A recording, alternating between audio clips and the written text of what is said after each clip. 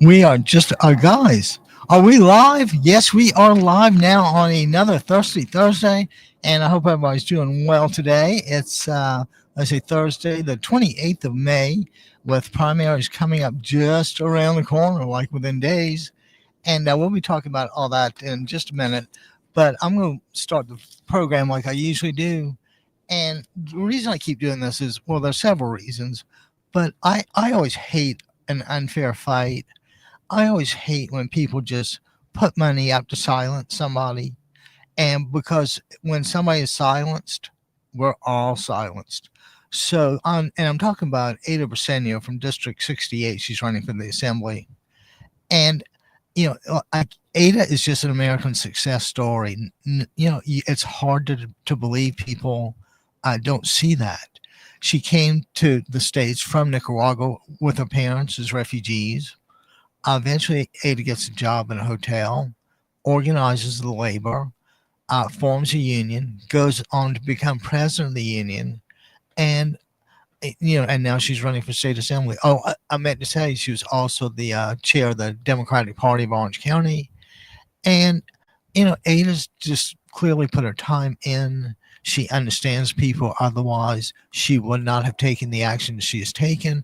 But let me let you hear a few words from Ada. Hang on. Why are pro-Trump billionaires spending a fortune lying about Ada Briseno? Because they're afraid of her. Bernie Sanders calls Ada a warrior who stood up to corporate interests and delivered real change for working men and women. Planned Parenthood says Ada is a champion for reproductive freedom. Healthcare workers called her fearless. Join Bernie Sanders. Vote Ada Briseno for Assembly, the one candidate who strikes fear into the heart of Trump's allies. Why are pro-Trump... Let me tell you something. I absolutely believe every word of that. I mean, Ada's she's a real force. She cares. She's motivated. She produces. And most importantly, she has the track record of the action she has taken to that end. I mean, Ada's just far and away the best candidate in District 68. And I would love for everybody to turn out and let's give her the landslide victory that she deserves. And I got to tell, I said, Ada for all and all for Ada. So on that point, we're going to go ahead and get into the show today. And of course, I'm going to start with the New York Times because that was the funnier of the two. Between the Financial Times is rarely funny. The New York Times doesn't know it, but it seems like every now and then they arrange the front page that you just go from one column to the next, just shake your head and go, no. But anyway, the headline today was Texas GOP calls for unity after Cornyn and Paxton battle. And of course, the Republicans are thinking that, geez, they elected this nominee won the primary, and he's going to go on in the general election to against James Tallarico. And I'm going to tell you something. Paxton, his criminal record is just insane. And, this is a really funny thing. He was impeached by, I think, Republicans in the Texas State Senate for something or other. And his wife cast the deciding vote, for not guilty because she's apparently a state senator while he's the attorney general.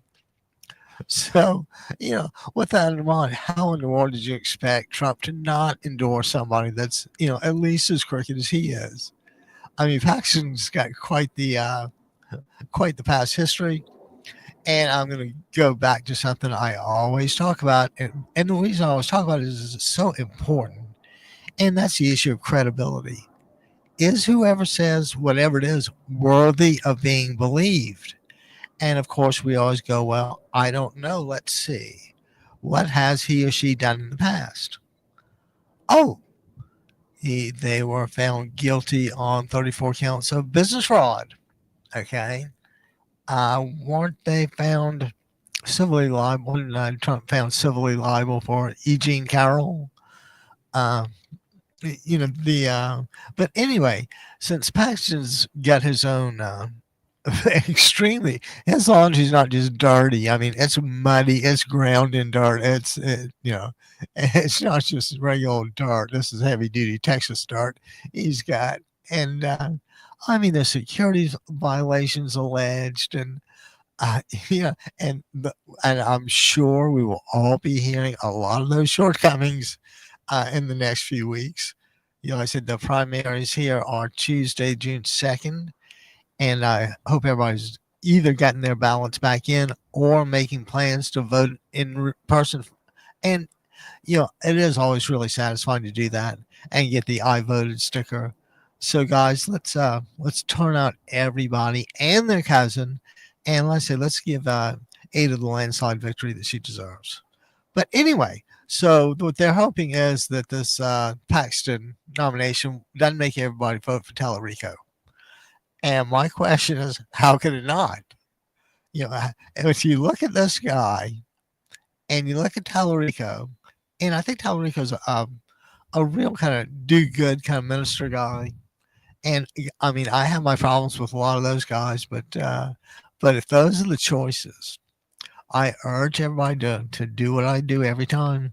Look at their track record. What have they done in the past? And past behavior may not be the best indicator of future behavior, but I think it's kind of all we have to go by.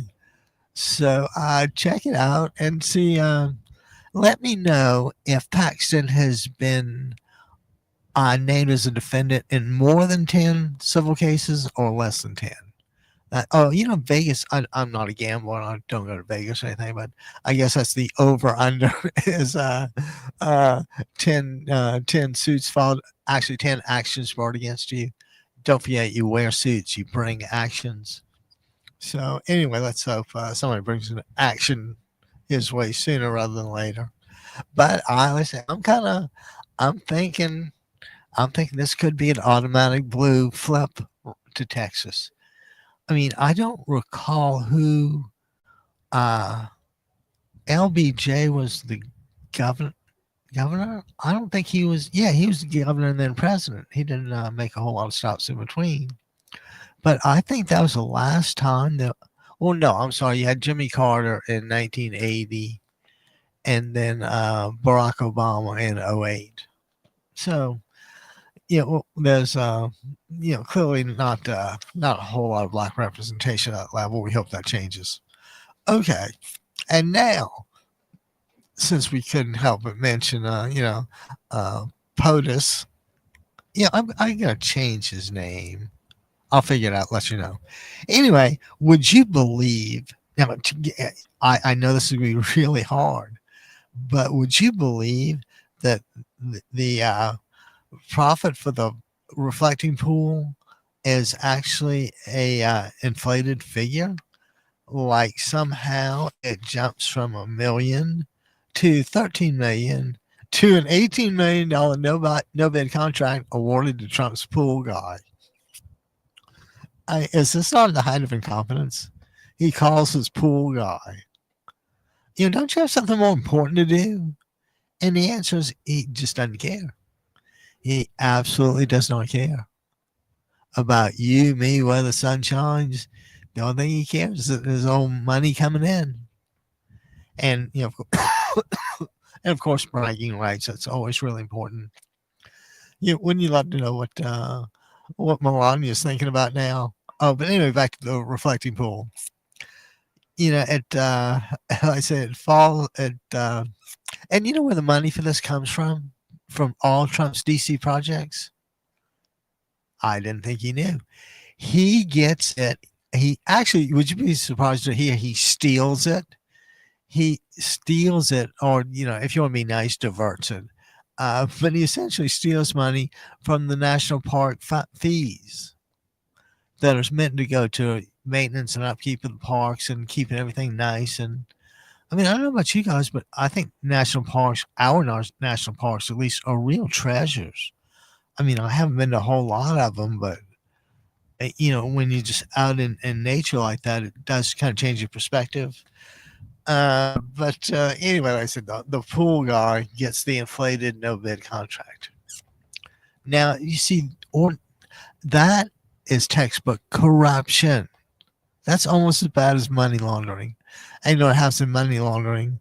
Somebody will commit to building a house for $1 million, and they'll sell it for $1 million with dirty money, and maybe resell it at some point and make more. They just kind of launder their money. But yeah, it just it never stops for this guy. And I said we hadn't even gotten to European stuff yet. But so that's the pool. Oh, and you know what? There's a word called in French, I think it's accord, and it means agreement. And when you have an accord, you have an agreement. When you have discord, you have non-agreement. If you have people just talking all over each other. And the reason I mentioned that is this headline was great. In discordant times, how nice is that? Discordant times. The Kennedy Center falls into a jarring silence. And the Kennedy Center was a mainstay in D.C. And the Christmas stuff in the summer, it was it's just the Kennedy Center is really nice. And as my best recollection is years ago, DC went to extremes to make sure there were student tickets available at a very reasonable price. They in way back when there was an idealistic DC where they didn't want anybody kept down or out for any given reason, especially students. And you cannot imagine the schools in DC, and when you combine like DC and Northern Virginia, and if you're real liberal parts of Philadelphia, it's a boatload of them. So anyway, there's the discord at the Kennedy Center. I mean, what can you do when you got a jerk that runs the place? And he insists on being a jerk and acting like a jerk. And the result is you can plan these big 250th birthday parties, America's birthday parties, that just so happen to coincide with your birthday, you worthless so-and-so. People used to really like that. Go to the Kennedy Center, get dressed up, and, catch a play or a show, whatever it was. And now he closed it. Why? Because every time he books somebody, they cancel because he's such a jerk. They don't want to play there. They don't want their name associated with Trump in any way, even if it means foregoing, John F. Kennedy. You kind of, you would hope that people understood that, and I think they do. I think people are understanding enough now that they would accept a young, confident Democrat, not unlike JFK. And, I can almost see Buttigieg doing that. I always thought his politics were really smart. I thought he was a brilliant guy, and he takes responsibility. I'm really tired of the buck stopping, wherever he yells at him. And just out of curiosity, has anybody heard who he's blamed the Iran war on yet? Yeah, it's really unusual for him not to blame anybody else, and I can't imagine if he just thinks that he's going to walk free on this. Anybody's got to question his mental capability or mental incapacity at this point. So let's, but yeah, in these discordant times. Okay, anyway, moving right along. Oh, how about this? Now, you can knock me over a feather with it. Oh. And coming up, I have to get a little more through this. They had New York Times had a little tease on the front page, and it was called "The War in Iran According to Trump," which makes you laugh because the Iran war, according to Trump, it would be a fiction or a fictionalized version of what's going on. There's no way it would actually resemble the truth, right? I mean, how could he do that? I said he's tried to intimidate and threaten Iran. No good deal. He makes unfounded charges of progress, and the Iranians call him a liar. I said we'll get to that in a few minutes. And how was anybody shocked to find out that Andrew Giuliani is the executive director of the White House task force for FIFA's World Cup? I'm a little confused. exactly what qualified him for that. If your daddy, you know, bends over and lets Trump, have his way with him, is that apparently that's the only qualification you really need. You just need somebody that will bend over, like his father would bend over and let Donald Trump take advantage of him. And and oh, by the way, Andrew, uh, even though I just did that to your dad, I want you to have a really cushy few months. So here, I want you to head up this task force for us. Now, it's a little unclear what exactly qualifies Andrew Giuliani to do this. I think is, like I say, having a father that didn't hesitate to bend over and take it in the shorts from Trump. It is, and the guy was just too funny. He couldn't. The judge, asked him when one of the 60 cases that was dismissed about the 2020 election. You, it, this has been dismissed. It's been argued 60 times. So anyway, Giuliani's in court and testifying as to what happened. And so the judge asks a very judge-like question: "Where's your evidence?" And Giuliani says, "Oh, we've got theories. We just don't have evidence." And the judge is like, "You're out of here, pal." And this happened 60 times. So, like I said, I'll get off that in a second. But, oh, well, we'll get to that in just a second. But Andrew Giuliani, anyway. And, I bet, I have no way to know this, but I would bet he's actually making a little bit of money on that. I don't think that's one of those volunteer positions, because, don't forget what Trump does with volunteers or to volunteers. Okay. And as I kind of blew through the front section, keep in mind, I only focused on the stuff I thought that was really important. There are lots of other things like how quickly the Ebola virus is spreading and death is spreading. God, we'll be lucky if that doesn't touch us in some way, but I'm not particularly optimistic. Unless if an epidemic hits, they fired all the scientists and stuff and the researchers. So we're well and really screwed. And guess who couldn't care less? That's right. You guessed it. POTUS 47. But anyway, back to the Times. And it was really fun. As I, opened the front page and turned to the page 2, the first thing I see is this big article with our interview with Tom Steyer, who's running for governor here in California. And, he's got this environmental pitch that's rooted in affordability. And, the guy, clearly makes sense and all that. But I'm just not ready for another rich guy to, make the rules. I think after Trump, there's like no more rich presidents, just none. And if you don't put in a blind trust, the Congress will prosecute you. And, that's what's going to happen when Trump leaves office, as they're going to indict him faster than you can make a ham sandwich. And, in a society, you have to have rules, and the rules are the laws. And you can't play a game without the rules. You certainly can't have a society without rules. And I always think about, let's think of some of the rules that are, kind of for everybody's good. You must stop at a red light.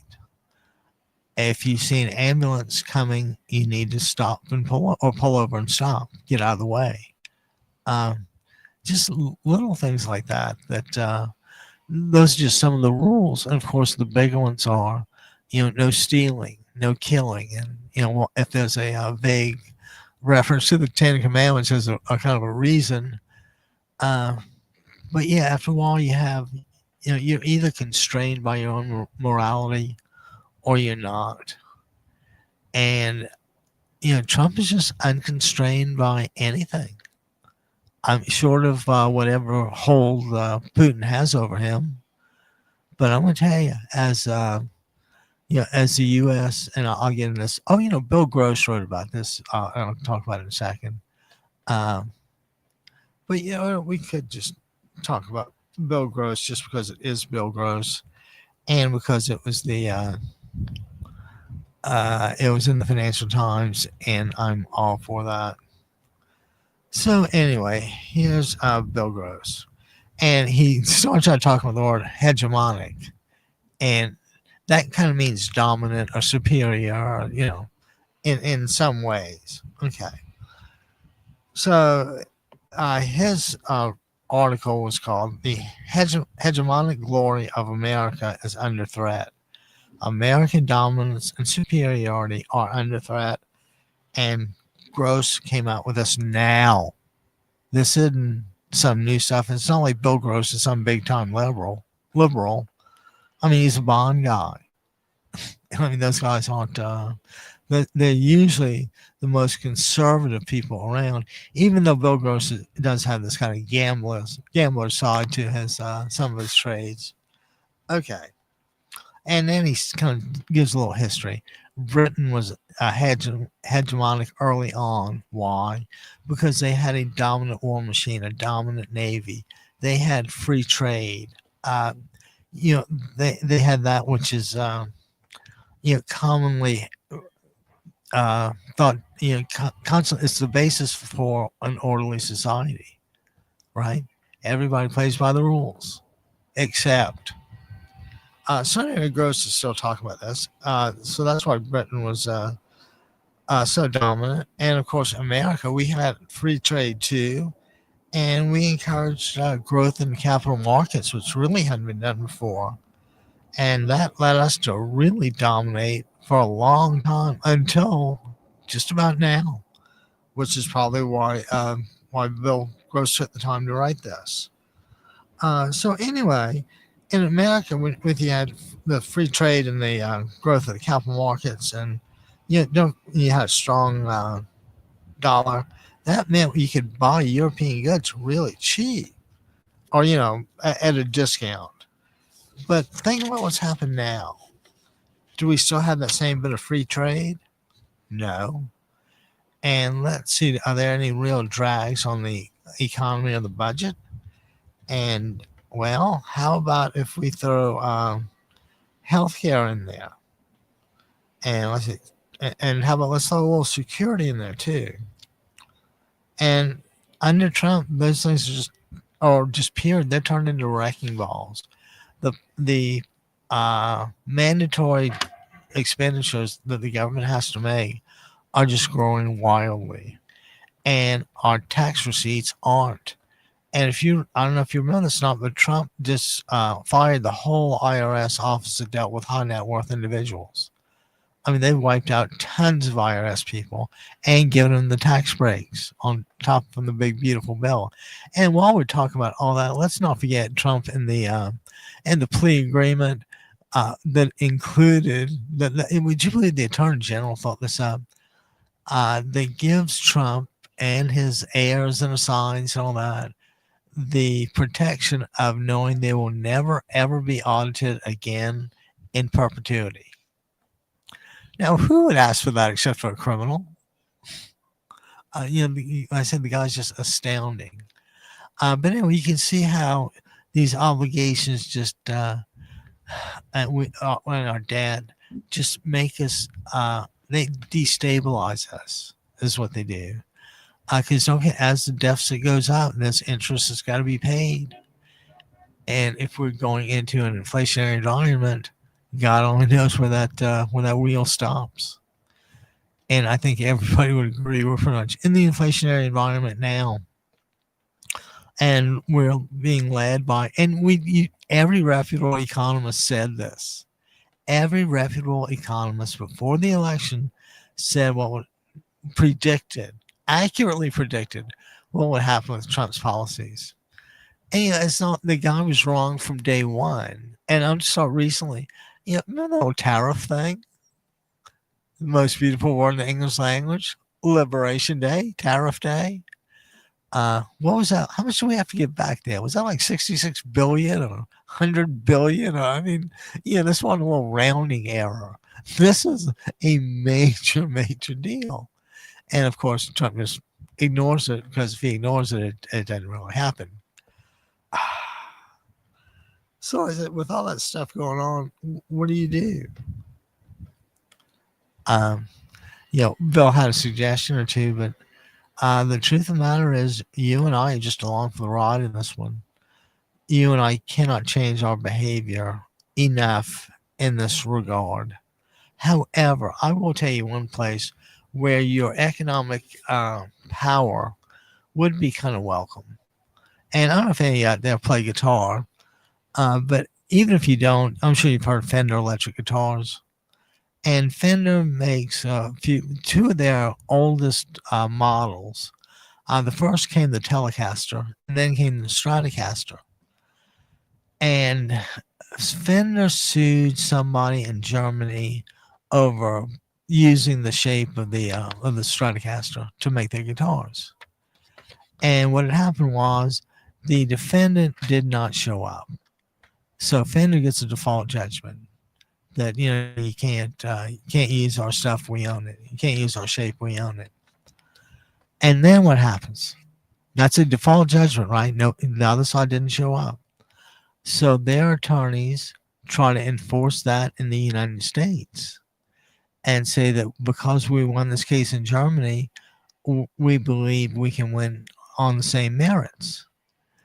And as a result of that, Fender sent, I have no idea how many letters to different boutique and hand builders, asking them to destroy their inventory and pay a fine and, whatever else. And, the general consensus around the internet is thou shalt never buy Fender again.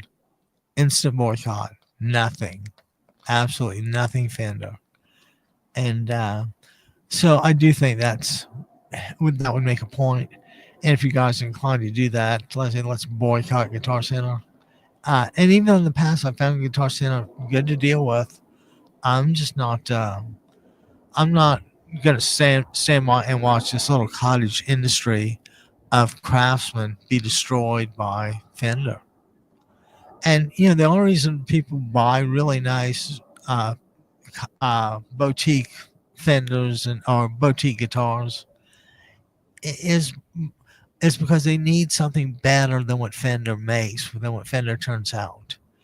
As a general proposition, quality these days is all over the place.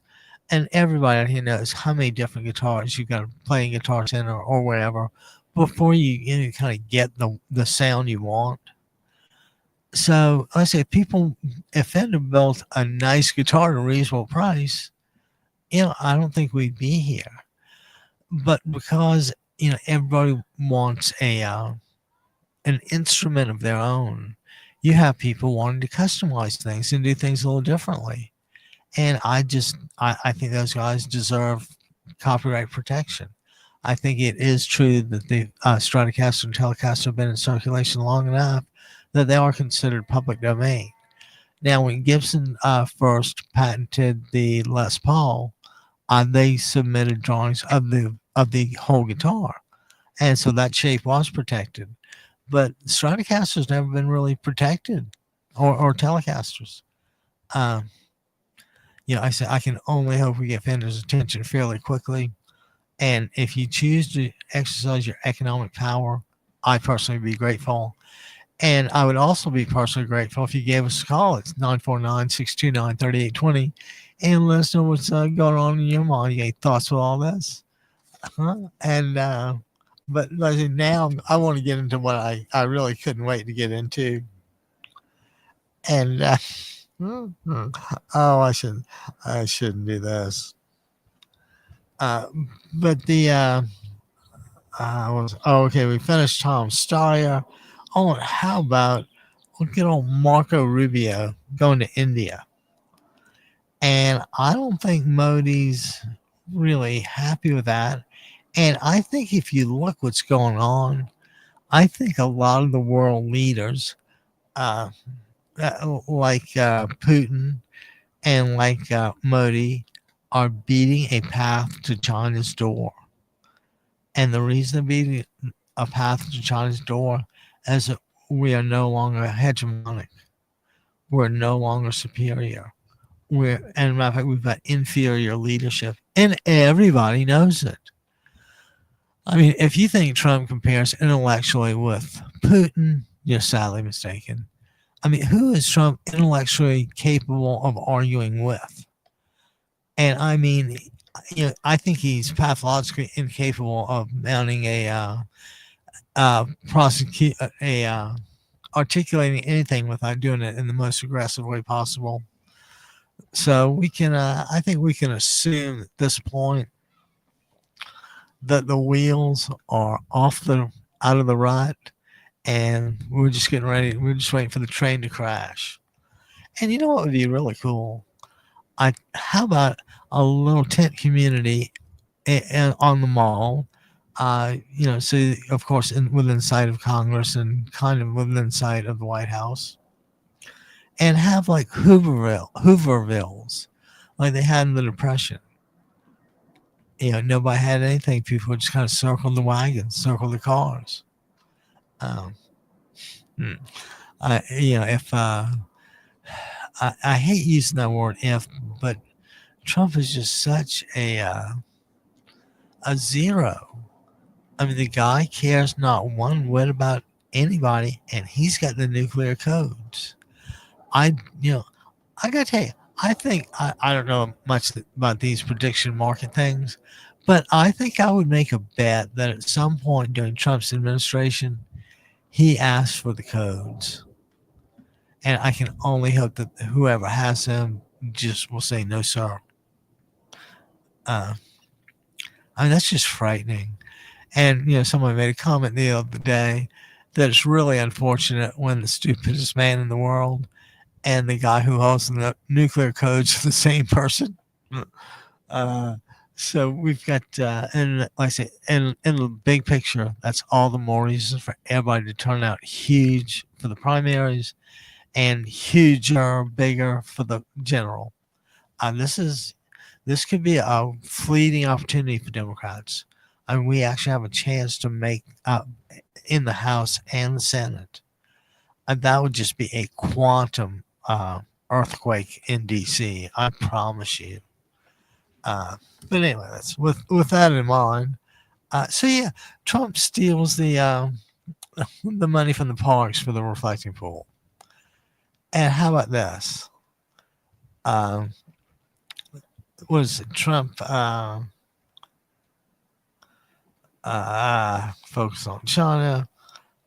So yeah, Rubio's India, we went that. And how about the war according to Trump? Is the war over? Now this, according to Trump, this is how it is. I'm going to do that one more time. According to Trump, this is what it is.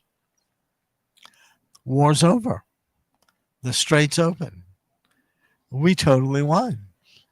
Now let's take each one of those things one by one. The war is over. I mean, every other day I tune into some kind of artillery being shot somewhere. But the reason he wants it put it behind him is he wants to take credit for the Nobel Peace Prize. And somehow I just don't think you get an honor for putting out the fire you started. Is everybody with me on that? I kind of hope we can. I hope we can agree on that. So yeah, Trump says the war is over. It ain't over. Oh, and again, let's go back to the beginning. Trump says war is over. Well, let's see. Trump said that, and the New York Times had it in an article. So how likely is it that the New York Times is printing something true? The odds are pretty high. They're always high at the New York Times. That's why they're the New York Times. The unofficial newspaper of America. Okay, so we know the war is not open. Now, how about that old Strait of Hormuz being, how can I put this? Being dominated by Iran. And, it's so complicated because there are so many boats in that region. 20% of the world's oil comes from there.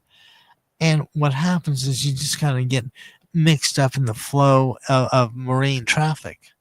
And when you had ships coming and going routinely, there was always enough space between them. But now there's like no room at the end. Yeah, and so uh, freighters are having to anchor for farther out. And don't forget, you can't dock at a U.S. port without insurance. And if Iran makes the least bit of noise and sends a drone or two out, you can rest assured prices, the premiums going up. But anyway, I digress. Okay. Oh, and this third big claim is that the U.S. totally won. Well, let's take a look at the deal. And the deal is kind of like the tax returns. He'll promise the moon, he won't. He'll deliver bupkis. He delivers nothing. And he talks. These days he doesn't even talk a good game anymore. He's just incompetent and insane and everything else. And like I say, I'm trying to be kind of nice to the guy and not assume he's just full blown bat poop crazy. Even though if you look at his past behavior, you would have to think that he left unhinged behind a long time ago, and that he's been full blown bat poop crazy, for months. So just, again, I kind of wanted to get that out. And how about this? Judge lifts West Point limits on faculty speech. There was some order, something went around that said professors at West Point can't talk about such and such. And you're like, what? I didn't leave my constitutional rights at the door. So of course they went to court and won, but going to court is a delay. It's costly in terms of time and money. And ultimately, the government has more lawyers than we'll ever have. So they can fight this battle just because they're crooked. And but anyway, how about this? And again, they wrap up with a little Paxton's win in Texas mean for Tallarico. I swear, I'd like to think that it makes Tallarico a shoe-in. When you're a Democrat, you really hate words like shoe-in because you know how quickly defeat can be snatched from the jaws of victory. But I think there's a way to walk this woman across the finish line and get a reasonable result. So, I mean, Ken Paxton is just I hope, I really do. Oh, and you know what else? He might even have his own Wikipedia page. They may even narrow down the offenses in the years. But as people, guys, take a look at it. If you think we need them, let me know. I think at some point you just you don't even get one mistake, like the police chief in Minneapolis that was kind of looting and raiding whatever it was. That's just generally a bad idea. So anyway. Oh, and how about this? As I've explained about how tankers are backed up in the Strait of Hormuz, tankers and freighters. But don't forget this. You remember they kept talking about the disruption of the supply chain during COVID, and that's when delivery became irregular and prices started to go up. Does that kind of look vaguely familiar as to where we are now? I mean, there's just no way to deal with a supply chain shortage. It just has to, work itself out. And working itself out is usually a pretty time-consuming deal. And if anybody thinks this is going to sell Republicans in the midterms, I kind of doubt it. I don't think people are generally happy with the dismantling of the government with Doge and everything else he's done. And guys, I mean, if you think, and because when they were talking to Omar not long ago, and this is a long distance call. I think the Saudis wanted to call, and I think the Emirates wanted to call, and then trying to put together some sort of a peace plan to get it across the finish line and get out of Iran. Hmm. And out of Iran. And Trump says something like, "Oh, and by the way, I want everybody that signs on to also recognize Israel and join the Abraham Accords." And at that point, Trump's linked, two issues that nobody expected to be linked. So you have silence on the other end of the phone, uh, just to show you what kind of a guy he is. He's not helping you, and he's not helping me, and he's certainly not helping the guy behind the tree over there. So anyway, the pain widens. You remember back in COVID where you just couldn't get things, and there's a a, uh, a weird thing going on with cars.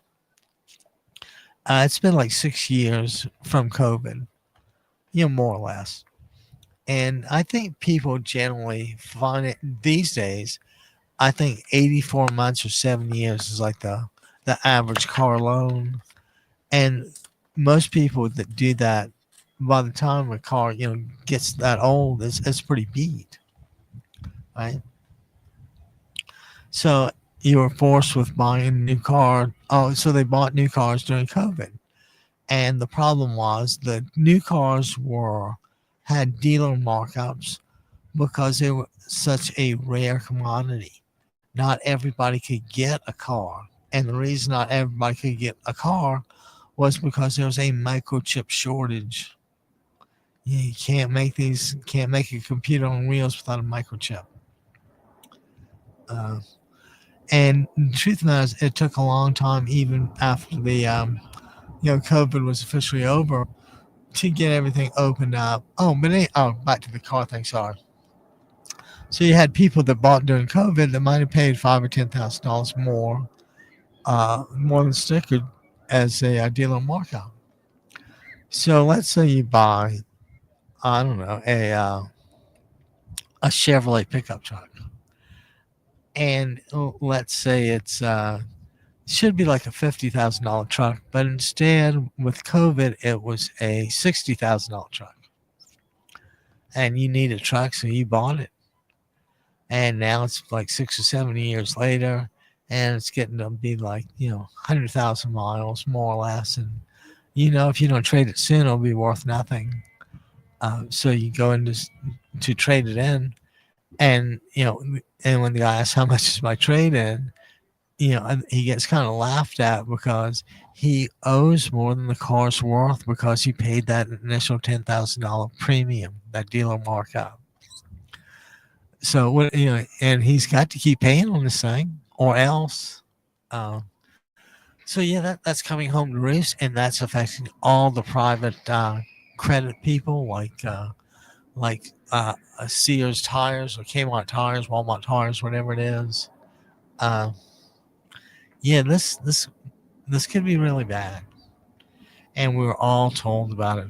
But anyway, that chip shortage keeps manifesting itself in different ways. I mean, we really don't know what will be in short supply for Christmas right now. Uh, I don't think it's going to be a jolly ollie Christmas, or what do they say? Jolly something Christmas. Anyway, yeah, I'm not really expecting that this time. I didn't expect the cloud to get cool like that. Um, but yeah, so we're dealing with this microchip shortage, and it shows up in, let's say, the used car market. 7 years later. Um, and at that point, you're pretty much an economic slave.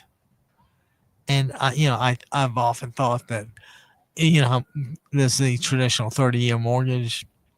Well, I was going to be kind of nice if the seller guaranteed the house would last as long as the mortgage. I think that's kind of fair. I don't want to pay it. I just don't want to, I don't want to buy a lawsuit. And I think that's one of those legal maxims. You can't be forced to buy a lawsuit, but you can be forced to give us a call at 949-629-3820 and let me know what you think about all this. Am I, and it's not whether I'm right or not, it's how right am I about the pool thing. And the war according to Trump. And why not something like The World According to Garp? You ever remember that old book? I bet that's not a coincidence. Hang on, let me swallow a bit of one of my friends brought me some fresh squeezed orange juice this morning, and it's really good for a change.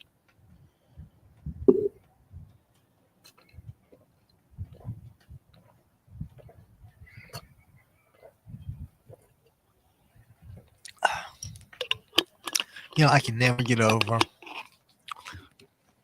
how much fresh squeezed orange juice tastes like oranges.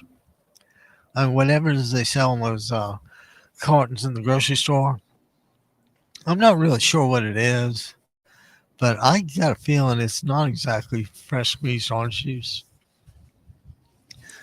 First, I'll never forget the first time I had that. I'm like, that tastes like an orange. And what struck me, what was really funny was that I had never said that before. Okay, so does everybody kind of get the idea about Trump? Huh? Oh, there are kind of a few things I want to wrap on. But how about this? Victory opens new front in battle. Hardliner is the Republican Attorney General. It's always bad to have criminals enforcing the law, which is what you had with Ken Paxton. And you got to assume that the Texas Attorney General is not going to do us any favors out here. So just keep in mind. Let's pay attention to that race too. Be nice to see what's going on there. Oh, and how about the John Cornyn loss? And John Cornyn was a senator from Texas who was running in a primary for re-election against what was his name? Ken Paxton. And Paxton is just, please look up Paxton's civil and criminal liability. You will be shocked that this guy, gets elected to a high position. I'd be kind of shocked if he made it to dog catcher, but maybe like the assistant to the assistant dog catcher, but he's nowhere close to being dog catcher. Okay, so the Republicans are really pissed. Don't forget, those guys get 6-year terms. That's a big deal. That's like 3 terms of Congress and 1.5 presidential terms. So once you get there, life can be pretty cushy. And don't forget, Cornyn had voted with Trump 99% of the time. And apparently he said one thing that rankled Trump. And being the ultra petty guy that he is, Trump, primary is the guy. He's a very decent, Republican foot soldier. But listen, the way Trump's politics as personal is something we've never really felt on the scale before.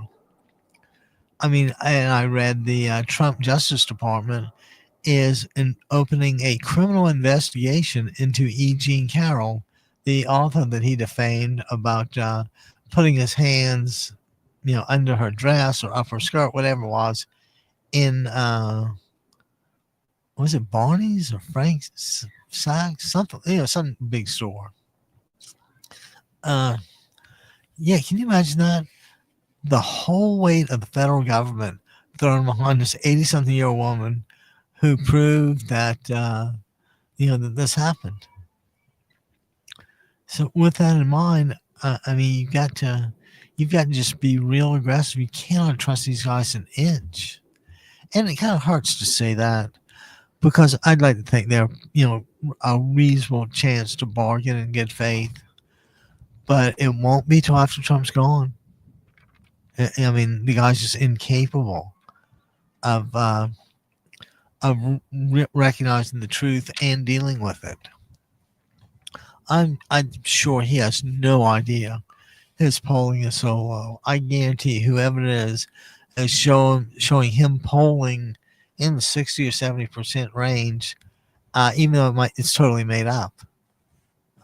And that just reinforces the hallucinating cognitive decline wheel. There's really not a good way out of having a lunatic for a president when the party itself won't rein in their own lunatic. Let's not forget about this. You guys in the Senate are compliant. You made this happen, and what did you expect to happen? Did you really expect Trump to back your guy? I mean, seriously, did you ever think that Cornyn was going to lose this after Trump's endorsement? I mean, I heard it's like a 2-1 margin,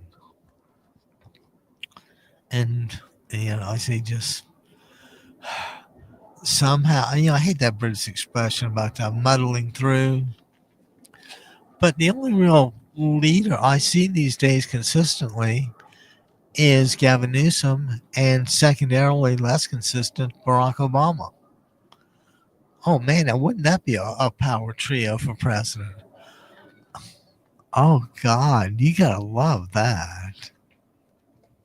Yeah, I kind of do. So anyway, but let's roll back to the Financial Times for a little bit. Oh, and this was great. This was just brilliant. Empty coffers at Trump's Board of Peace leaves Gaza rebuilt in limbo. So that big old Board of Peace, and he's going to charge $1 billion a piece. Well, guess what? He has taken in exactly bupkis or skadukas, but he has taken in exactly bupkis or skadukas, and so the billions of dollars. So, geez, I wonder what happens to the Board of Peace. Well, I guess they just kind of hang there. There's like, excuse me, no official fund for those guys, right? And the $17 billion in pledges, that just hadn't shown up, and they're still working to doubt this thing. And so we really have some doubts as the board status anyway. Because it's a Trump approved board, you would have to think there's some extra consideration he might be expecting. And guys, I understand steering business to friends, but I also understand what it's like when you steer business to friends and pay them double. You just Trump, you have zero credibility. I mean, who actually believes anything you say? I really would like to know. I mean, from where I sit, you're just a horrible human being who clearly should never have been president. But in desperate times, people believe, and in desperate times, people are taken advantage of. And I don't think you can discount that possibility here. Anyway, let's not dwell on that too much longer. How about this? Trump policies risk creating a financial crisis. And the banks are concerned about the Iran war, the volatile trading strategies, and reduced cooperation. Do those things help or hurt?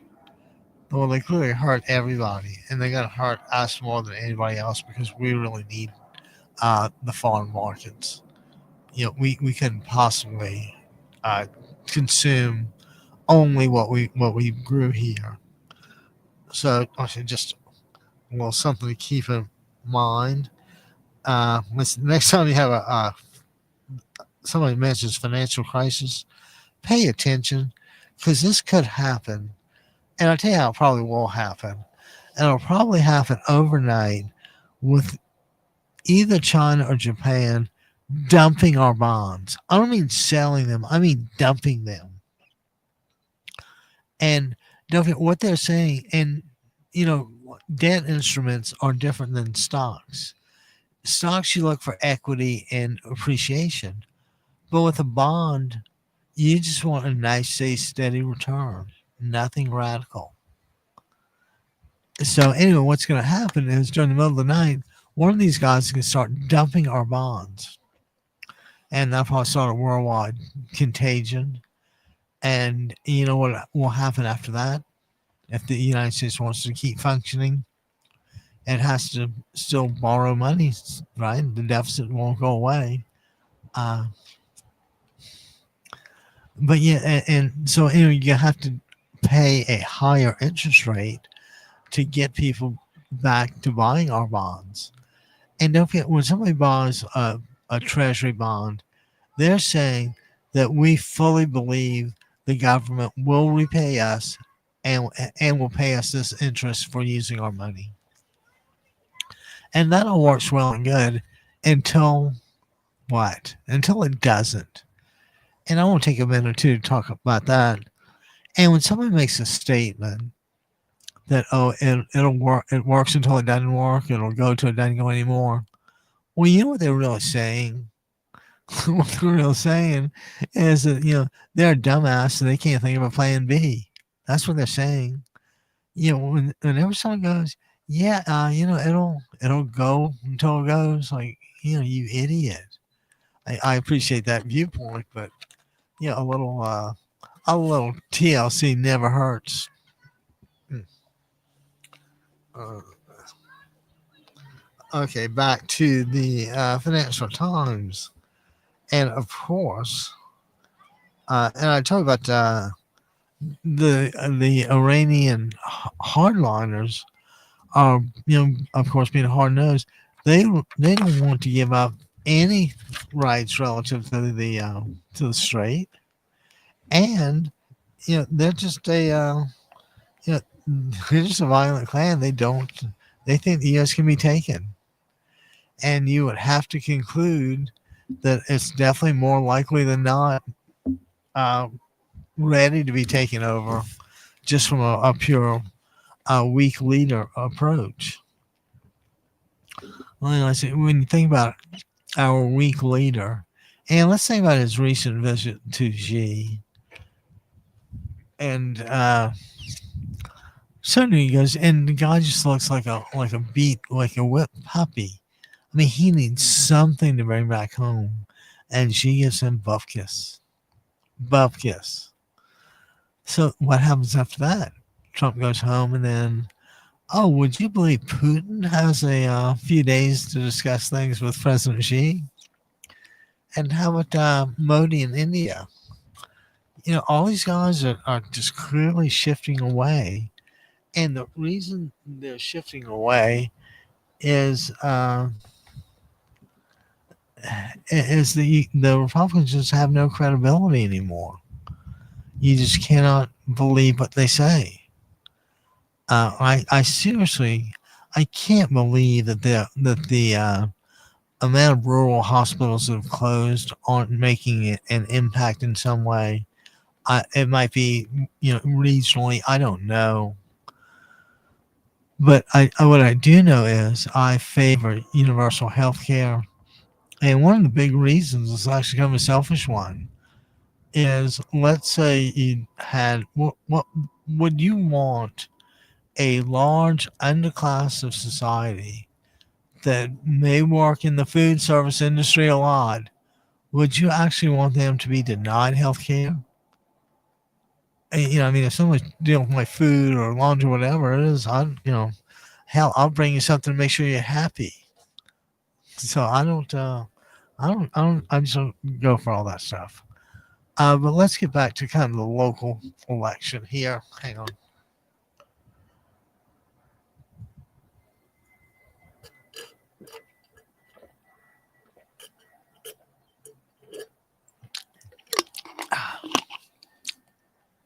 I will never get over how good that tastes.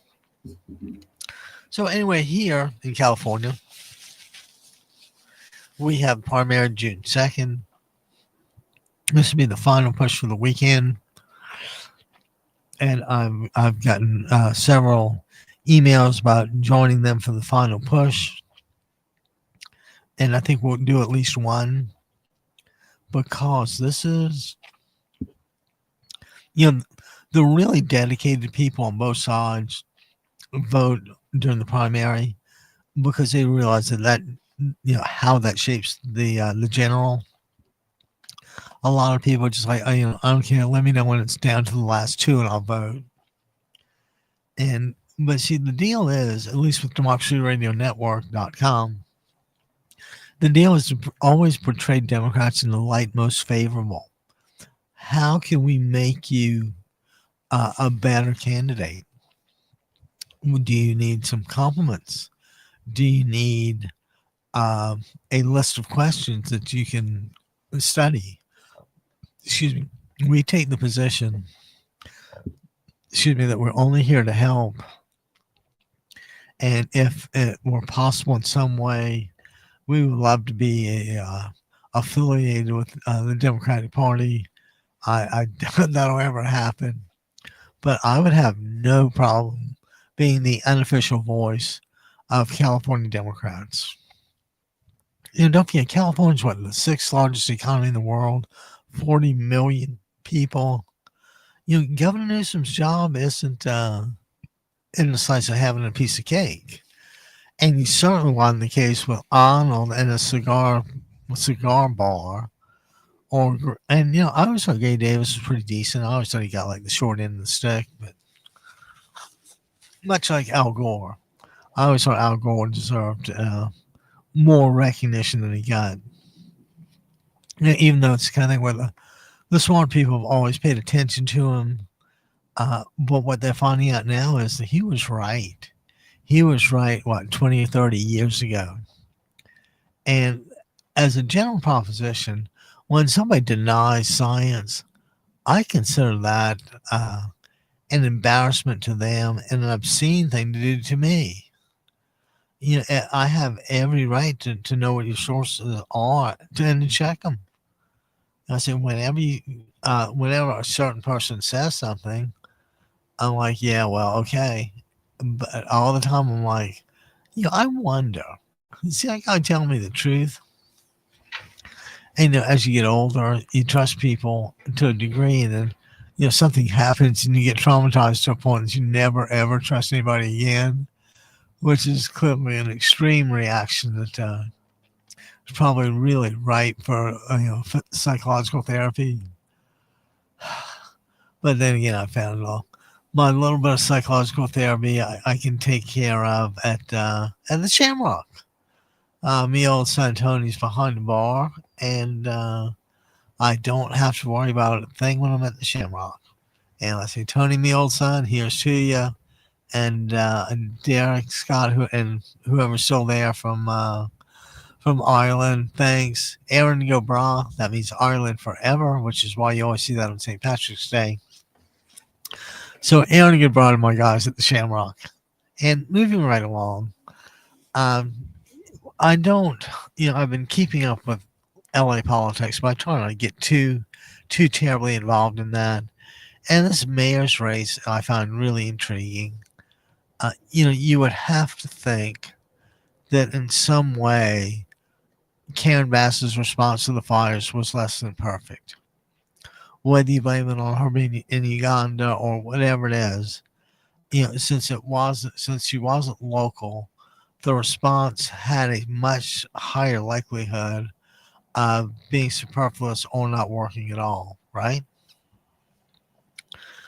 But let's say she and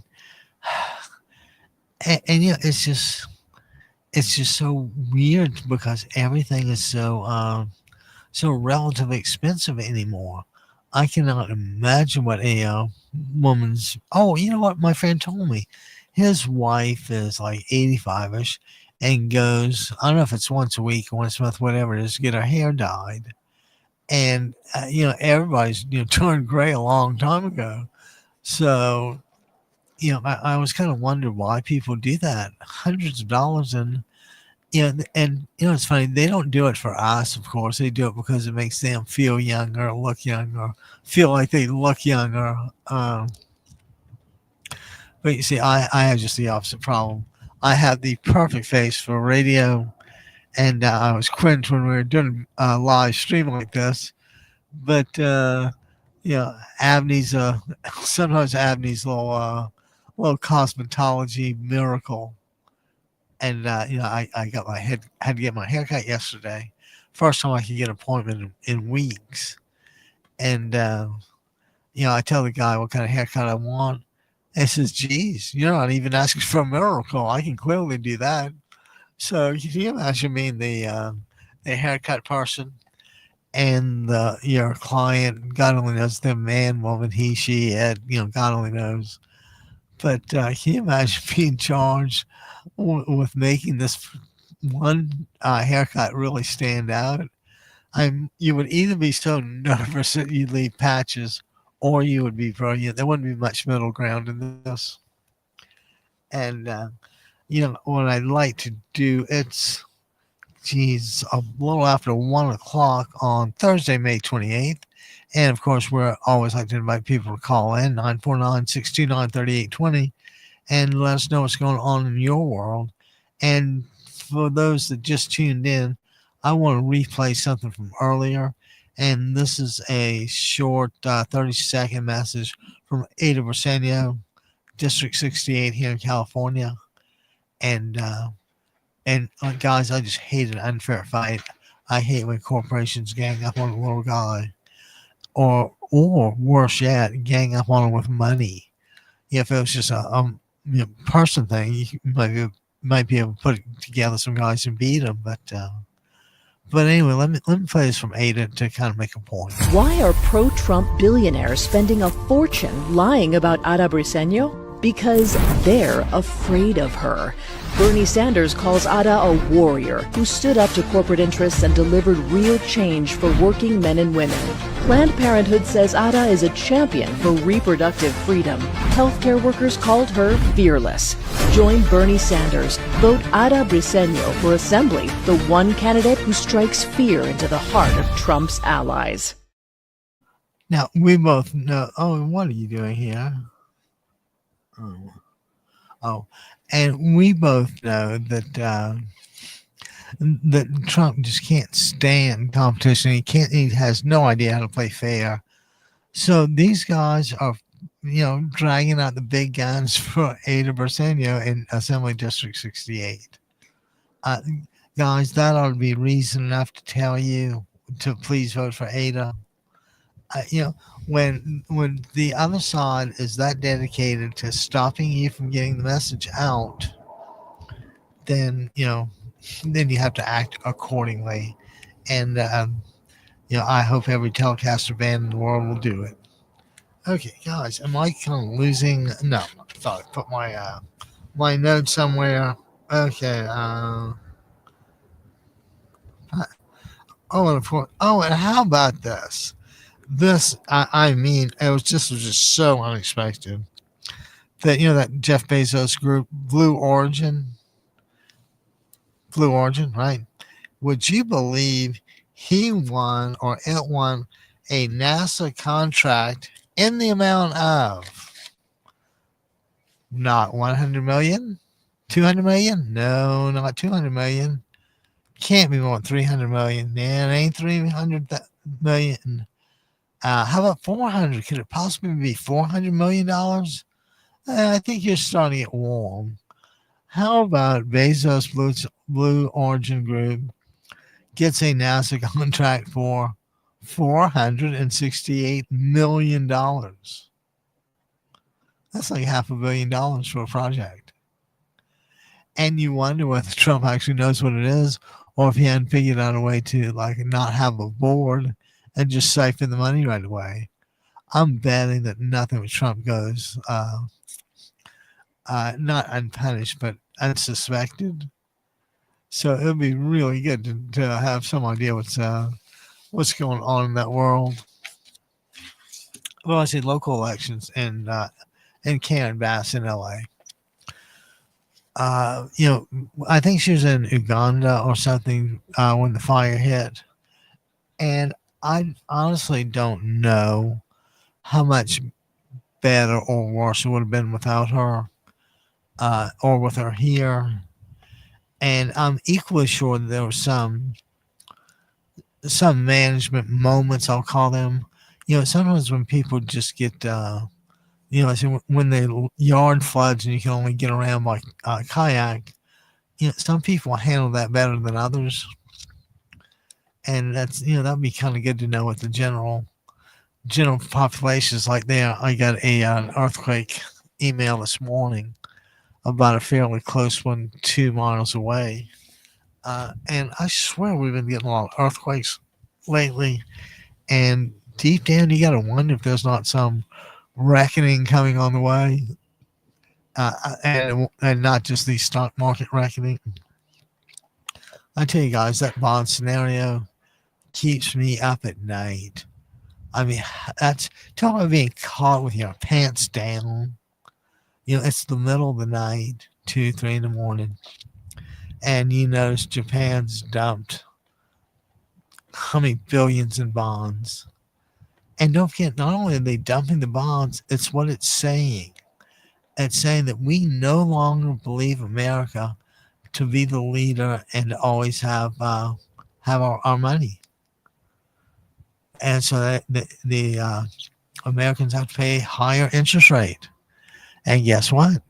As the deficit gets higher and the interest rate gets higher, the actual dollar amount gets bigger.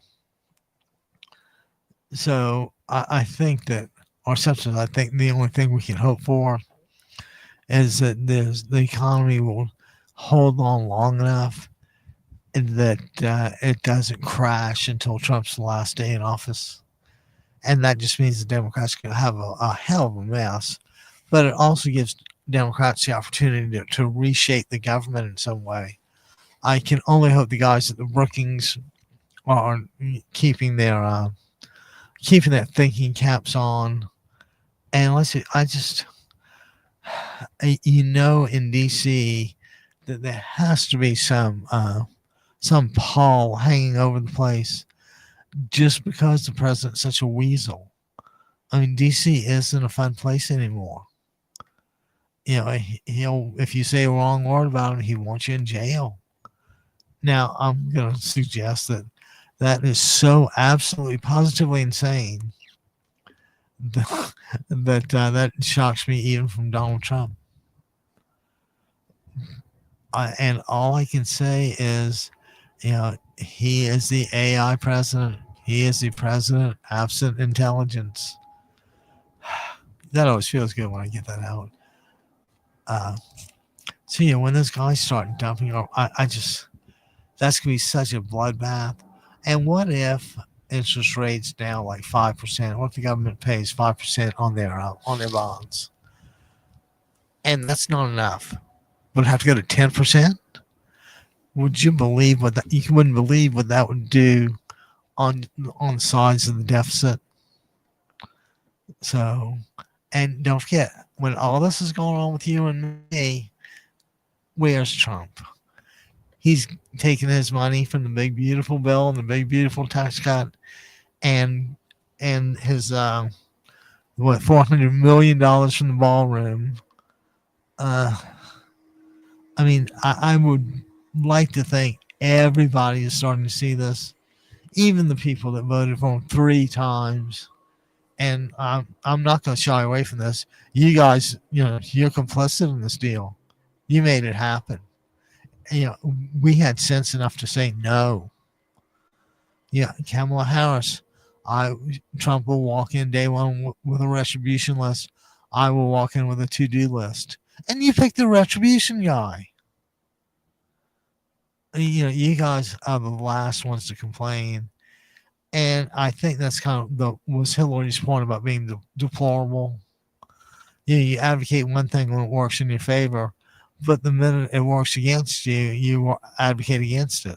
Like there's no uniform or standard measure of good or bad. And we both know that there probably is. Most people probably have some idea when they're doing something bad or wrong. God knows I get the guilty conscience. And talk about that. Do you think, or let me ask you, what do you think George Washington's state of mind was when he went up to his parents and said, I cannot tell a lie, I did chop down the cherry tree?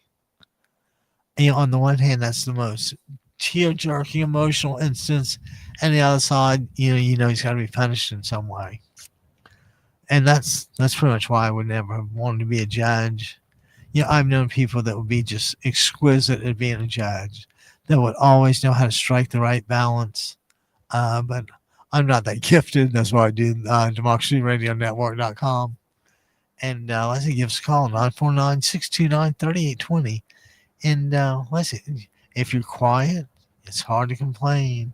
If you're willing to speak up, shout louder. Not only the airways open, but I may be a little hard of hearing, so make yourself heard. Uh, I hope I hope my buddy Rich checks in with me. It's about time for a Friday afternoon, not hydration session. How about that? I can't really drink anymore, so if I have a beer or two, that's really it for me. But I do think this just we might just be getting into beer drinking weather here. California's weather is always a little, well, on the coast. Actually, you can't really think about California without thinking about microclimates. And the coastal microclimate is so different than the inland. I mean, you can go 2 or 3 miles inland in the sunshine and it'd be 80 degrees. As I'm sitting here outdoors in my secret outdoor location, what I see is just, it was gloomy and gray forever. Now the sun's starting to, burn through the clouds, but the breeze is awfully cool. So when people think about Southern California being like, bikini weather all the time, guys, it's just not. I mean, I see people in minimal clothing, but I always thought that's because they had minimal clothing. I mean, and my brother hates this, but whenever the temperature drops into the 60s, I just freeze. So, sorry about that, Mark.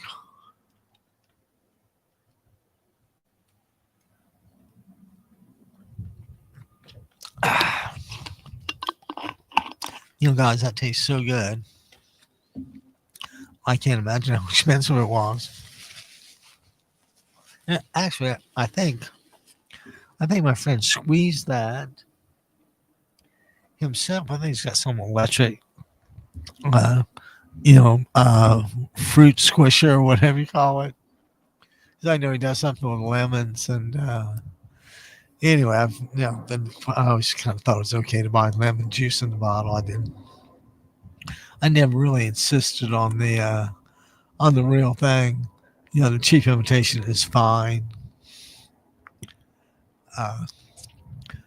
So yeah, it's funny. I used to call my friend Bill James, and he and his dad share the same nickname, Squeaky. And I would call him, and Mr. James would answer the phone. I'm like, "Can I please speak to Squeaky?" He's like, "Well, depends. You want the real thing or the cheap imitation?" I'm like, cheap imitation would do fine. But yeah, Mr. James, he was a pharmacist, so I always address him as Dr. James. And finally he says, "Don't do that anymore. You can't do that. Here's what you can do. You can call me Don, or you can call me Your Holiness, or something else." I'm like, "Well, how about Your Holiness?" And of course, the first thing the guy does is hold his ring enough for me to kiss it. And of course, big squeak, you gotta kiss the ring. But yeah, you always have to be aware of if there's a difference between the real thing and the cheap imitation. And I'm going to tell you, relative to politics, I've noticed that, for instance, when I was looking at the candidates for governor, there must have been 30 candidates for governor, maybe 40. I mean, there's a boatload of people who want to be governor or who are running for governor. Now, lieutenant governor had like 3 people. It's like, what, a 10 or 15 times increase with the number of people running for governor that run for lieutenant governor. And I don't really know the origins of the word lieutenant, but you can rest assured I'll take a look, because I'm obviously not a senior grade, but lieutenant, I mean, how would that word get there? It's got to be something with Lou. I don't think tenant is the whole story. But I digress. And the reason I digress is, guys, this political season is just going to be the toughest thing. It's going to take time like you've never given before. It's going to take effort like you are just fighting your last fight. And it's going to take money. And like I said, well, I kind of blame the Supreme Court, John Roberts, and Citizens United. The fact of the matter is, we got to deal with it. Um, and again, I really don't see anything wrong with rotating terms on the Supreme Court. I think it's really bad to have the same people making decisions for 30 years, especially when they're your granddad's age. And I think these days and times, people want somebody who understands the vibe to be the judge. And I certainly don't think that's going out on a limb. I think that's kind of like democracy personified. Oh, guys, we are. I hate to apologize for this, but this post-nasal drip is getting really bad, and I want to go to. Actually, I want. I want to. At least I think I want to. I think I need to answer the call of nature. I'll be right back.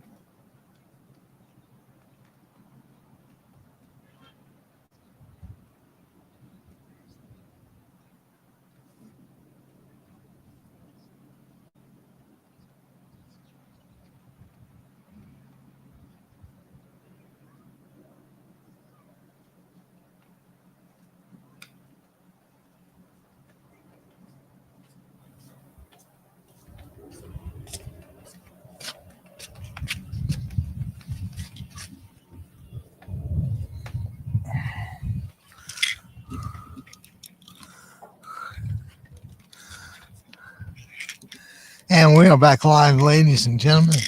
Thank you for giving me those few minutes to go downstairs and answer the call of nature and get a few of these antihistamines to kind of dry me out and stop that old postnasal drip, because that is very uncool. Hang on.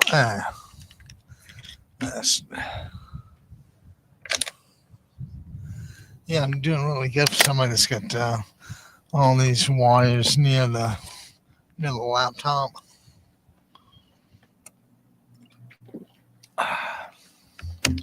Relief is on the way, guys. So anyway, I want to tell you guys to stay tuned, because we're going to have a little rock and roll song here coming at you. I'm going to go record it hopefully in the next few days. And with any luck, it'll be presentable.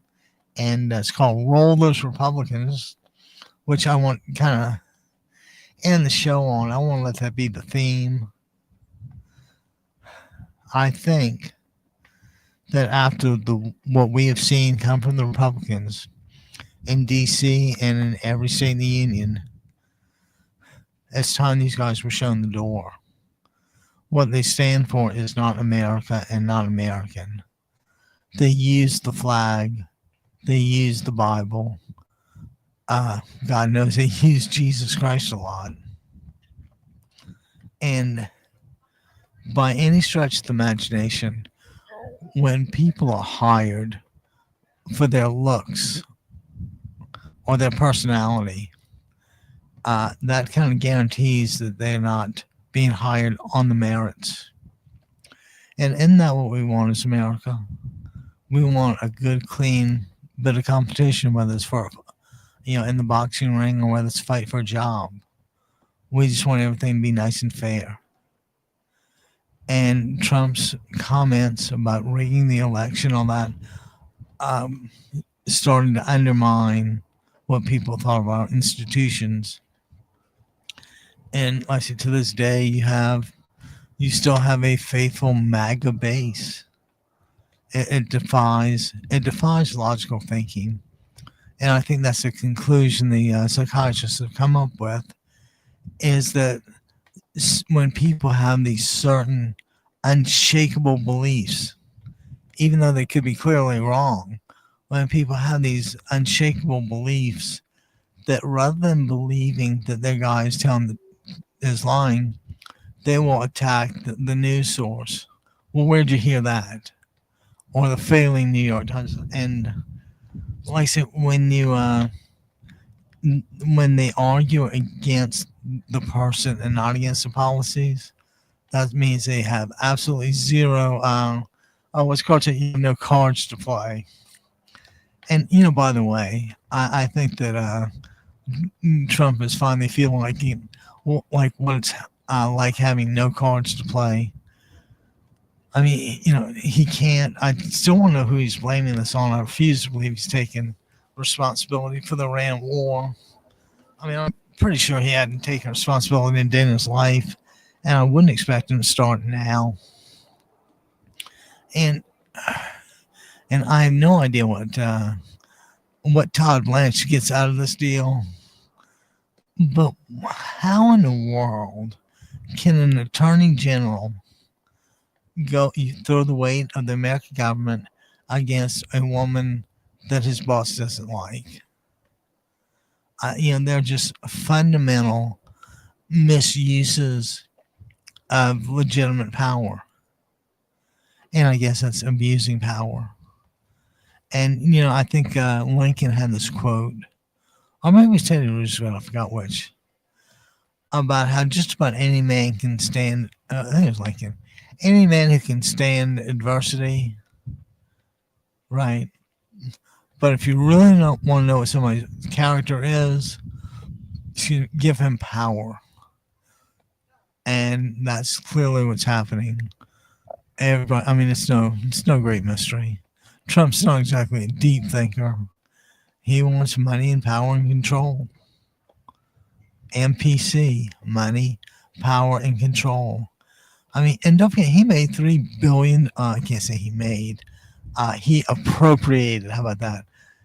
Such that his net worth went up by $3 billion. Can you imagine?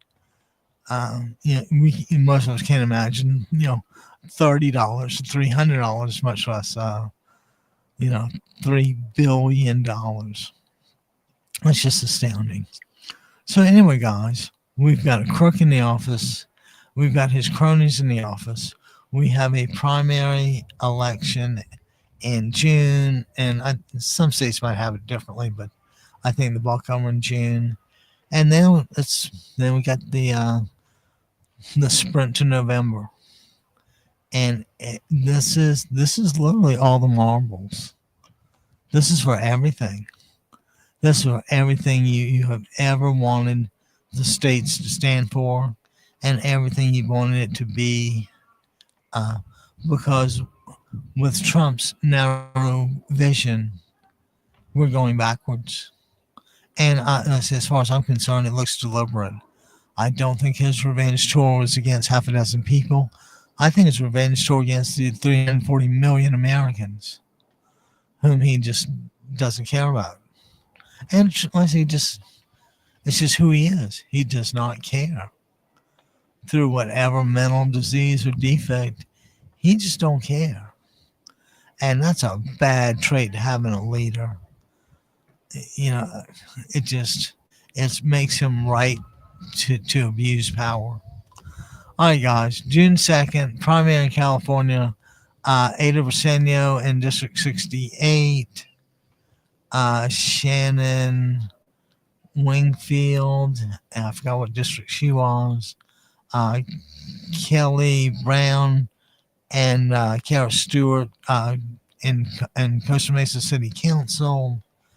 And I know we're leaving somebody else out, but I will think of it when I think of it. And guys, I just want to thank everybody for hanging with me. This has been another fun, less than 2 hours, but such is life. Been a nice little hour and a half chatting with you. And if anyone's got any questions or comments, feel free to call or email united@democracyradionetwork.com. Drop by the website and say hello, democracyradionetwork.com. And I hope everybody I hope everybody manages to quench their thirst on Thursday, May 28th, 2026.